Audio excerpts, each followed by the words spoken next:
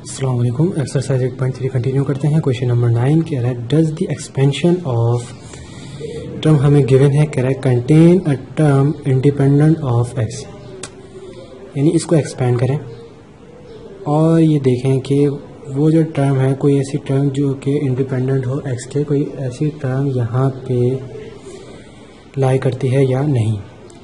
तो वही same procedure जो हम करते आ रहे हैं। हमने ए सपोज किया 3x/2, बी हमने लिया -1/3x³, एन आपके पास है 9। वही फार्मूला यूज़ करेंगे तो आपके पास TR+1 हो जाएगा 9CR 3x/2 की पावर 9 - r -1/3x³ की पावर r। ठीक है, तो यहाँ से आपके पास होगा 9CR। अब पावर जो है 3 पर भी है ये और x पर भी है, तो एक दफ़ा आपने 3 के साथ लिख ली 9 - r, एक दफ़ा x के साथ लिख ली 9 - r। ठीक है, और ये 2 के ऊपर भी है तो divided by 2 9 - r -1r divided by 3x³, और ये r जो है 3 पर भी है और x के ऊपर भी है तो 3r इंटू x3r। ठीक है, तो जनाब ये आपके पास हो जाएगा 9CR इंटू 3 9 - r, यहाँ पे 3r है, r सब्ट्रैक्ट हो जाएगा क्योंकि डिनोमिनेटर में है। ठीक है, तो 9 - r - r 9 - 2r। ठीक है, पावर में है डिवाइडेड बाय 2 9 - r। इसी तरह से x आपके पास हो जाएगा 9 - r है, यहाँ पे 3r है, -3r हो जाएगा तो यहाँ से आपके पास आया 9 - 4r और -1 की power r as it is. इसको आप कहते हैं इक्वेशन 1। जनाब यहाँ पे भी हम लिखेंगे इंडिपेंडेंट ऑफ x है तो हम लिखेंगे since this term is supposed to be independent of x, we must have 9 - 4r is equal to 0, यानी 9 is equal to 4r और r की वैल्यू आपके पास आएगी 9/4 जो कि इक्वल नहीं हो सकती। क्यों? क्योंकि नंबर किस में आ रहा है, फ्रैक्शन में आ रहा है। तो हम लिखेंगे but the number of a term can't be fractional. ठीक है, तो the given expansion does not contain a term independent of x। ये होगा इस क्वेश्चन का आंसर। कह रहे इन्वॉल्विंग एक्सटेंड, यानी अब ये देखना है कि कोई ऐसी टर्म जिसमें एक्सटेंड इन्वॉल्व करता हो। तो आपने लिखना है, अब यहाँ तक क्वेश्चन तो सेव रहेगा। ठीक है, यहाँ तक क्वेश्चन सेम रहेगा क्योंकि हमारे पास इक्वेशन जो है सेम ही है। तो मैं लिख रहा हूँ consider TR+1 is equal to 9CR 3 9 - 2r upon 2 9 - r x की पावर 9 - 4r। ठीक है, इंटू -1 की पावर r। तो आपने लिखना है, लेट करना है एक्सटेंड जो है अकर करता है इन दी r+1 टर्म। ठीक है, वी मस्ट हैव, क्या हो जाएगा, x की पावर यहाँ पे क्या है 9 - 4r। चेक करना है x की पावर 10 के लिए तो यहाँ पे बराबर हो जाएगा 10 के। तो ये आपके पास होगा 9 - 10 इज इक्वल टू 4r और यहाँ से -1 is equal to 4r। r की वैल्यू आपके पास होगी -1/4। लेकिन हमें पता है कि जो नंबर है आर जो भी है वो फ्रैक्शन में नहीं हो सकती, ठीक है। तो आपने वही सेम लाइन लिखनी है, but the number of a term can not be fractional, the given expansion does not contain a term involving x10, ठीक है। तो does not contain a term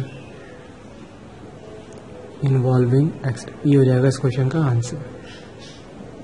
question number 10 कह, the sum of the coefficient of the first, second and third terms of the expansion of x square plus 1 upon x की power m is equal to 46, find the term independent of x।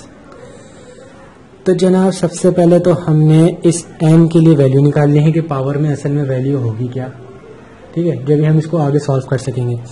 और इस m की value निकालने के लिए हमें इसने given क्या दिया है कि the sum of coefficient of first, second and third terms of the expansion of ये टर्म इज इक्वल टू 46। मतलब कोफिशिएंट ऑफ फर्स्ट टर्म क्या होगा? कोफिशिएंट ऑफ फर्स्ट टर्म आपको मालूम होना चाहिए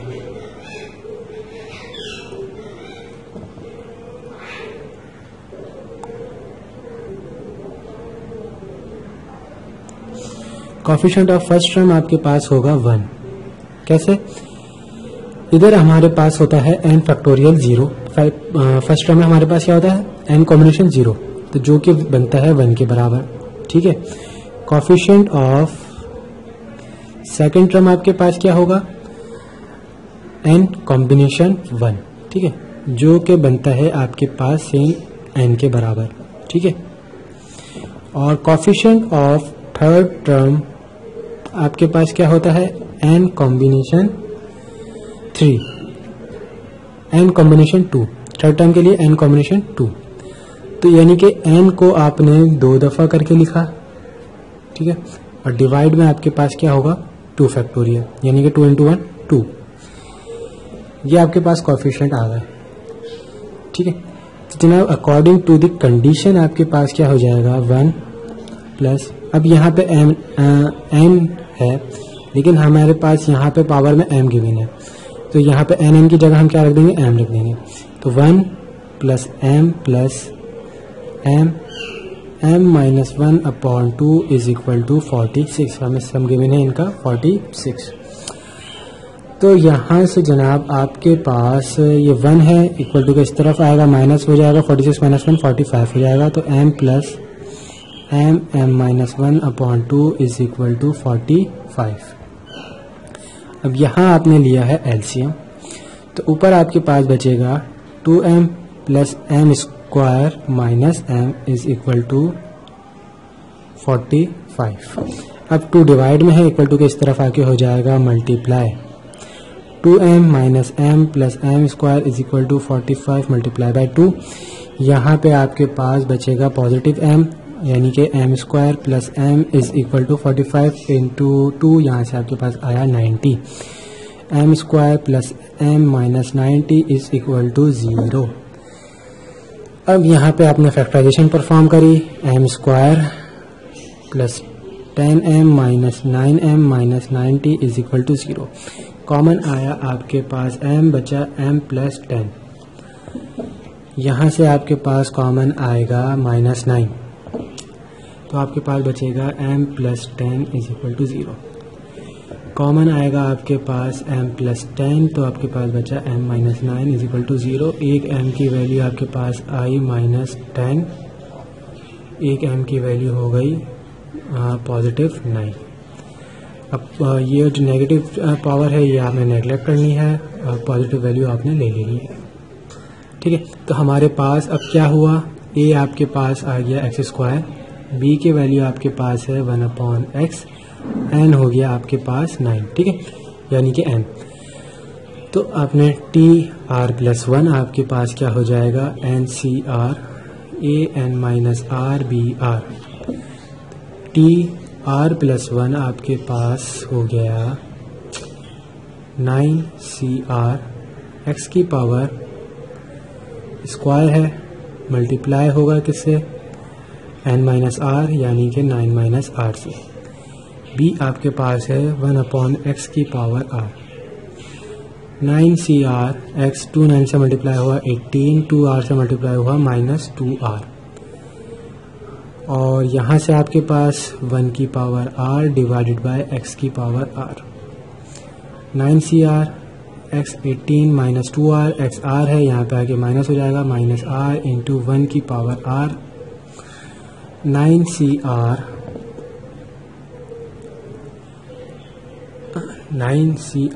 आपके पास यहाँ से हुआ x की पावर 18 -3R 1 की पावर R। इसको आपने कहा इक्वेशन 1। तो इंडिपेंडेंट ऑफ x की बात हो रही है, यानी कि 18 - 3R बराबर हो जाएगा 0 के, और 3R बराबर हो जाएगा 18 के। R की वैल्यू 18/3, R यहाँ से आया आपके पास 6। इसको आपने पुट किया इन इक्वेशन 1 में, तो जनाब आपके पास T6 + 1 हो जाएगा 9C6 x की पावर 18 - 3 6 1 की पावर 6। तो जनाब T7 आपके पास आ गई इंडिपेंडेंट ऑफ x टर्म। 3 × 6 18 हो जाएगा, 18 - 0 x की पावर 0 1 के बराबर होगा, 1 की पावर 6 1 के बराबर होगा, पूरी टर्म 1 हो जाएगी, और ये 1 मल्टीप्लाई होगा 9C6 से। 9C6 आपने कैलकुलेटर से निकाला तो आपके पास आएगा 84। तो इंडिपेंडेंट ऑफ x टर्म आपके पास है T7 जो कि 84। ठीक, ये हो गया इसका आंसर।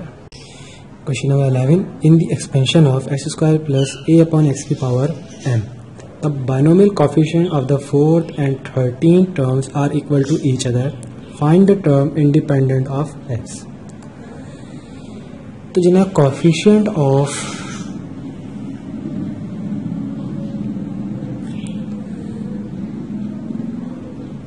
फोर्थ टर्म आपके पास होगा m। ठीक है, m क्यों ले रहे हैं, क्योंकि पावर में m गिवन है। c, और हमेशा एक कम होता है, जो टर्म होती है उससे एक कम नंबर होता है, यानी कि MC3। इसी तरह से कोफिशिएंट ऑफ 13 टर्म आपके पास क्या होगा, MC12। ठीक है, अभी कह रहे हैं ये आपस में are equal to each other, find the independent of x, यानी कि दोनों हैं आपस में बराबर, यानी कि m factorial divided by m - 3 factorial into 3 factorial is equal to m factorial divided by m - 12 factorial into 12 factorial. ठीक है, ये फार्मूला होता है ना, NCR का फार्मूला क्या होता है, n factorial upon n - r into r factorial. तो हमने इसको इक्वल करके लिख लिया। अब यहाँ पे हम देखें कि हम कहाँ तक जाएंगे इस क्वेश्चन में। यहाँ पे तो आपके पास m फैक्टोरियल है, m फैक्टोरियल ये दोनों तो हो गए आपस में कैंसिल, तो बचा क्या 1/m - 3 factorial into 3 factorial is equal to 1/m - 12 factorial into 12 factorial. Cross multiplication कर देंगे, क्रॉस मल्टीप्लिकेशन होगा तो यहाँ से सिर्फ m - 12 जो है इक्वल टू के इस तरफ आएगा, तो ये 1 से मल्टीप्लाई हो जाएगा, m - 12 factorial divided by m - 3 factorial is equal to, ये 3 फैक्टोरियल डिवाइड में है, 1 से मल्टीप्लाई हो जाएगा, तो यहाँ पे आ गया 3 फैक्टोरियल अपॉन 12 फैक्टोरियल। सही, अब आपने इसको एक्सपेंड करना है। अब एक्सपेंड हमने नीचे वाले को करना है, और कहाँ तक करना है, देखिए ये m - 12 फैक्टोरियल तो एज इट इज है आपके पास, डिवाइडेड बाय, डिवाइड में आपके पास m - 3 फैक्टोरियल है। अब एक एक वैल्यू कम होती रहेगी, -1 होगा तो क्या होगा, m - 3 - 1 -3 - 1 करेंगे -4, तो m - 4 m - 5, और ये चलते चलते कहाँ तक जब पहुँचेगा m - 12 फैक्टोरियल तक, तो हम यहाँ पे आके रुक जाएंगे। ठीक है, इसी तरह से यहाँ पे हमारे पास 3 फैक्टोरियल है, तो हम अब इसको एक्सपेंड करेंगे 12 फैक्टोरियल को, 12 एक कम होगा 11 इंटू 10 इंटू 9, और ये कहाँ तक जाएगा 3 फैक्टोरियल पे आके रुक जाएंगे। तो 3 फैक्टोरियल से 3 फैक्टोरियल तो हो गया आपस में कैंसिल। ठीक है, m - 12 फैक्टोरियल m - 12 फैक्टोरियल भी आपस में कैंसिल हो गया।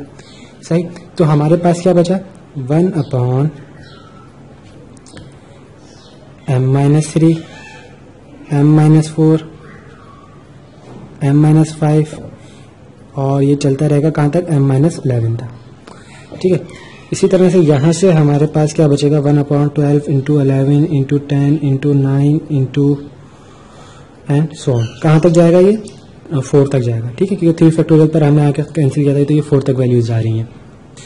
अब हमने इसको पूरा क्यों नहीं लिखा, इसकी भी एक वजह है कि हमने निकालनी है m की वैल्यू, और वो हम बहुत आसानी से निकाल सकते हैं। अगर हम इक्वलिंग करें तो यहां से देखें m-3 के बिल्कुल इक्वल टू के इस तरफ क्या है, 12 है ना। इसी तरह से m-4 के इक्वल टू क्या है, 11 है। m-5 के इक्वल टू आपके पास क्या है, 10 है। तो यहां से देखें m इज इक्वल टू 12-3, यानी -3 है, ये +3 हो गया। m is equal to 11 + 4, m is equal to 10 + 5। तो हमारे पास m जो है क्या आ रहा है, 15 आ रहा है। तो एक बात तो तय हो गई कि m की वैल्यू यहां से आपके पास आ गई 15। अब हमारे पास m की वैल्यू आ गई, a भी हमारे पास गिवन है और x भी, b भी गिवन है। फार्मूला हमारे पास सेम है, r+1 NCR a n-r b r। तो tr+1 आपके पास हो जाएगा 15CR, a आपके पास है x², n-r आपके पास हो जाएगा 15 - r a/x⁴ r। यहाँ से आपके पास आया 15CR, 2 15 या 30 - 2r a⁴r x⁴r। 15CR बराबर होगा आपके पास x⁴ 30 - 2r - r, डिवीजन में है पावर सब्ट्रैक्ट हो जाएगी, -r ar। सो tr+1 आपके पास हुआ 15CR x⁴ 30 - 3r ar। इसको आपने कह दिया equation 1। As independent of x की बात हो रही है तो क्या हो जाएगा, 30 - 3r इज इक्वल टू 0। 30 बराबर हो जाएगा 3r के, r बराबर हो जाएगा 30/3 के। r की वैल्यू यहाँ से आपके पास आ गई 3 × 1 = 3, 3 × 30। तो r आपके पास आया 10। इसको आपने पुट किया इन इक्वेशन 1 में। सो tr+1 यानी कि 10 + 1 आपके पास हो जाएगा 15C10 x⁴ 30 - 3 इंटू 10 a⁴10। सो t11 आपके पास हुआ 15C10 x 30 - 30 a10। ये पूरी वैल्यू आपके पास 30 - 30 0 x⁴ 1 के बराबर होगा। सो t11 आपके पास 15C10 आप कैलकुलेटर सॉल्व करेंगे तो आपके पास आएगा 3003 और a10 एज इट इज। ये हो गया इस क्वेश्चन का आंसर। क्वेश्चन नंबर 12 कह रहा है, for what value f(n) do the coefficient of the second, third and fourth terms in the expansion of the binomial 1 + x⁴n form an AP। तो हमें n निकालना है। तो आपने यहाँ पे सपोज करना है सबसे पहले if a b c are in AP, then यहाँ पे b आपके पास क्या होगा, इन दोनों का अरिथमेटिक मीन होगा, है ना, यानी कि a + c/2 होता है फार्मूला। ठीक है, तो आपने ये लिख देना है b is the am between a and c। तो जनाब कोफिशिएंट ऑफ सेकेंड टर्म आपके पास क्या होगा, फर्स्ट टर्म का कोफिशिएंट 1 होता है, सेकेंड टर्म का कोफिशिएंट आपके पास होता है n। Coefficient of third term आपके पास होगा n -1/2 फैक्टोरियल। ठीक है, इसी तरह से आपके पास कोफिशिएंट ऑफ फोर्थ टर्म आपके पास होगा n -1 n-2 divided by 3 factorial. ठीक है, it forms an AP, then आप लिखेंगे 8 forms an AP. Then second term plus fourth term divided by 2 बराबर होगा थर्ड टर्म के, ठीक है, बीच वाली थर्ड टर्म के बराबर, यानी AM जो हम सपोज करते आ रहे थे, और ये 2 अगर थर्ड टर्म से मल्टीप्लाई हो जाए तो क्या होगा, second term plus fourth term बराबर होगा 2 इंटू थर्ड टर्म, ठीक है। अब सेकेंड टर्म आपके पास है n, फोर्थ टर्म आपके पास है n minus 1 n minus 2 divided by 3 factorial is equal to 2 into n minus 1 upon 2। सही, इस 2 से ये 2 कैंसिल। अब इन दोनों टर्म से आपके पास कॉमन आ रहा है n, बचा क्या, यहाँ से कॉमन आ गया 1 बचा, n कॉमन आ गया तो 1 बचा, प्लस यहाँ से n कॉमन आ गया तो बचा n minus 1 n minus 2 upon 3 factorial n minus 1। इस n से ये n हो गया कैंसिल, तो आपके पास ये बचा 1 plus n minus 1 n minus 2 divide में 3 फैक्टोरियल है, 3 फैक्टोरियल बराबर होता है 6 के। यहाँ पे आपके पास है n माइनस 1, एलसीएम आया आपके पास 6, तो ऊपर आपके पास बचा 6 plus n minus 1 n minus 2 बचेगा। इन दोनों को आपने मल्टीप्लाई कर लेना है, तो यहाँ से आपके पास आएगा n square minus 2n minus n plus 2 equal to n minus 1। 6 plus n square minus 2n minus n plus 2 is equal to 6 divide में है, मल्टीप्लाई हो जाएगा 6 माइनस n से, तो यहाँ पे हो जाएगा 6n माइनस 6। जी जनाब, यहाँ से आपके पास आया n square minus 3n 6 plus 2 8, ठीक है, minus 6n plus 6 is equal to 0। ये दोनों वैल्यू इक्वल टू किस तरफ आई, पॉजिटिव वैल्यू यहाँ आके नेगेटिव हो गई, नेगेटिव वैल्यू यहाँ आके पॉजिटिव हो गई। सो n square minus 3n minus 6n, ये हो गया माइनस 9n प्लस 8 प्लस 6, आपके पास हो जाएगा 14 is equal to 0। Factorization perform कर दें, n square minus 7n minus 2n plus 14 is equal to 0। n common आया, n माइनस 7 बचा, माइनस 2 कॉमन आया, n माइनस 7 बचा is equal to 0। n minus 7 common आया यहाँ से, तो n माइनस 2 बचा। एक वैल्यू आपके पास 7 आई, एक वैल्यू आपके पास 2 आई, ठीक है। 2 को हम कर देंगे नेगलेक्ट। नेगलेक्टेड की वजह क्या होगी, नेगलेक्टेड की वजह ये है कि as the expansion contain fourth term, ठीक है, सो not possible for n is equal to 10, so n is equal to 7 accepted, ठीक है। ये हो जाएगा इस क्वेश्चन का आंसर। क्वेश्चन नंबर 13 है the coefficient of the fifth, sixth and seventh terms of the expansion of 1 plus x to the power n form an AP, find n। ये ना coefficient of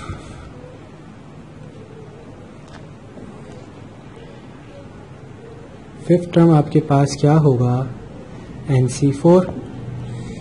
coefficient of sixth term आपके पास क्या होगा, NC5। Coefficient of seventh term आपके पास क्या होगा, NC6 are in AP, ठीक है। अगर ये AP में है तो आपके पास क्या होगा, डिफरेंस आपके पास कैसे आएगा, six term minus fifth term बराबर होगी seven term minus six term, ठीक है। डिफरेंस तरह से सेम आता है एपी के अंदर। यहाँ से आपके पास हुआ NC5 minus NC4 NC6 minus NC5।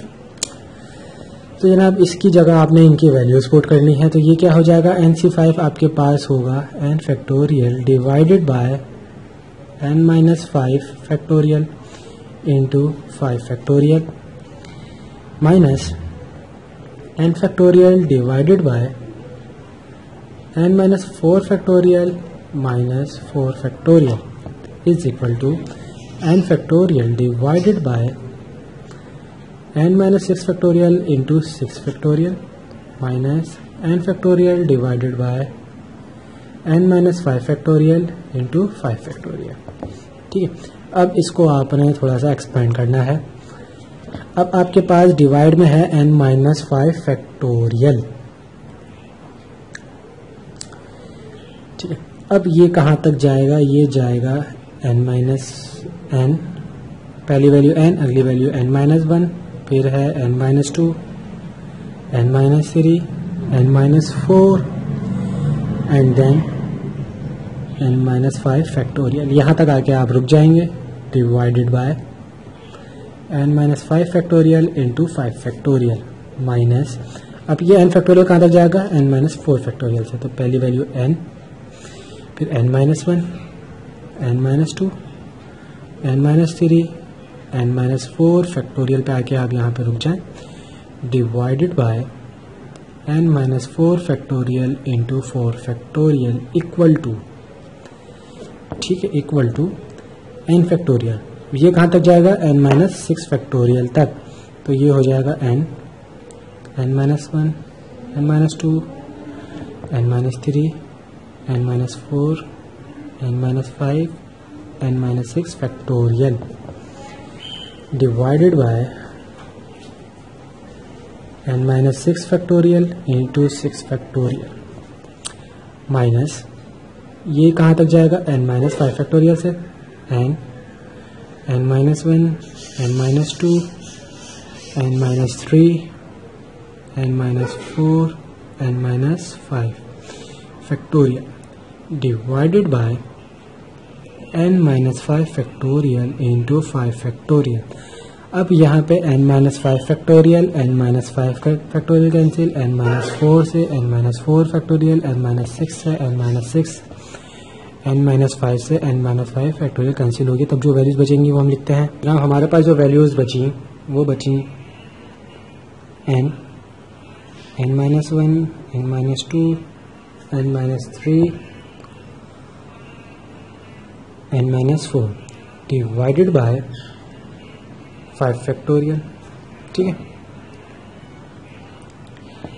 Minus n minus 1, n minus 2, n minus 3 divided by 4 factorial equal to n minus 1, n minus 2, n minus 3, n minus 4, n minus 5 divided by 6 factorial minus n minus 1, n minus 2, n minus 3, n minus 4 divided by 5 factorial.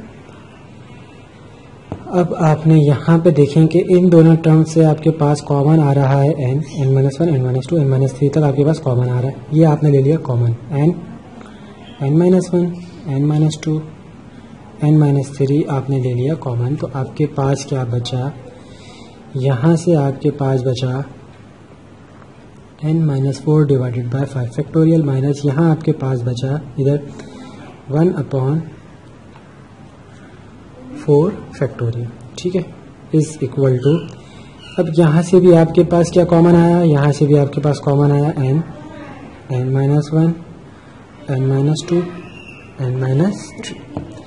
ठीक है, तो यहाँ से फिर आपके पास बचा n minus 4, n minus 5 upon 6 factorial minus, और यहाँ आपके पास बचा n माइनस 4 अपॉन 5 फैक्टोरियल।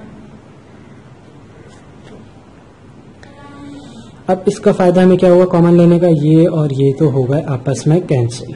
ठीक है, तो अब हमारे पास बचा n minus 4 upon 5 factorial minus 1 upon 4 factorial is equal to n minus 4, n minus 5 upon 6 factorial minus n minus 4 upon 5 factorial.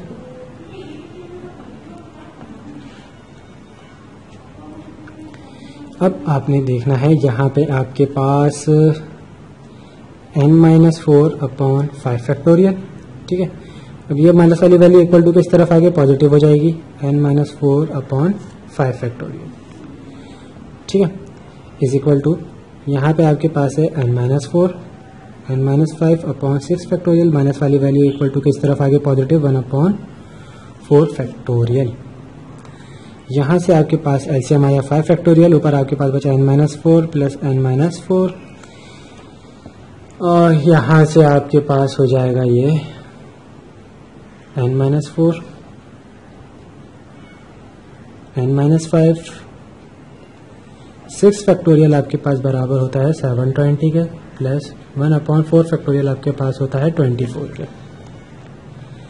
अब यहाँ से आपके पास क्या हो गया, 2n माइनस 8/5 फैक्टोरियल बराबर होता है 120 के, n-4 n-5/720 प्लस 1/24। अब आपने क्या करना है, मल्टीप्लाई कराना है, मल्टीप्लाइंग थ्रू आउट बाय 720। ठीक है, अब 720 से ये भी मल्टीप्लाई होगा, 720 से ये भी मल्टीप्लाई होगा, 720 से ये भी मल्टीप्लाई होगा, तो 720 डिवाइड बाय 120 होगा, तो ऊपर आपके पास बचेगा 6 इंटू 2n माइनस 8। ठीक है, 720 से जब इससे मल्टीप्लाई होगा तो 720 कैंसिल हो जाएगा, तो यहाँ आपके पास ही बचेगा n-4 n-5 प्लस, अब यहाँ पे 720 डिवाइड बाय 24 होगा तो आपके पास बचेगा 30। ठीक है, यहाँ से आपके पास हो जाएगा 12n minus 48 is equal to, दोनों ब्रैकेट आपस में मल्टीप्लाई होंगे तो ये हो जाएगा n² minus 5n minus 4n plus 20 is और plus 30 is equal to 0, sorry equal to 0 भी नहीं आएगा। अब आपने क्या करना है, सारी आपने टर्म्स एक तरफ कर लेनी है। अब एक तरफ हमें सारी टर्म्स करने का फ़ायदा क्या होगा, 12n minus 48 is equal to n² minus 9n plus 50। ठीक है, अब ये दोनों टर्म इक्वल टू के इस तरफ ले जाएं तो आपके पास होगा n² minus 9n minus 12n plus 48 plus 50 is equal to 0। जनाब n² आपके पास बराबर हो n² माइनस 9 माइनस 12 आपके पास हो जाएगा minus 21n plus 98 is equal to 0। अब आपने फैक्टराइजेशन परफॉर्म करनी है तो हो जाएगा n² minus 14n minus n minus 7n plus 98 is equal to 0। n common आया, n माइनस 14 बचा। ठीक है, यहाँ से आपके पास कॉमन आएगा -7, तो n माइनस 14 बचा। यहाँ से आपके पास n माइनस 14 कॉमन आया तो n माइनस 7 बचा तो 0। जनाब आप लिखेंगे either n is equal to 14 और n इज इक्वल टू 17।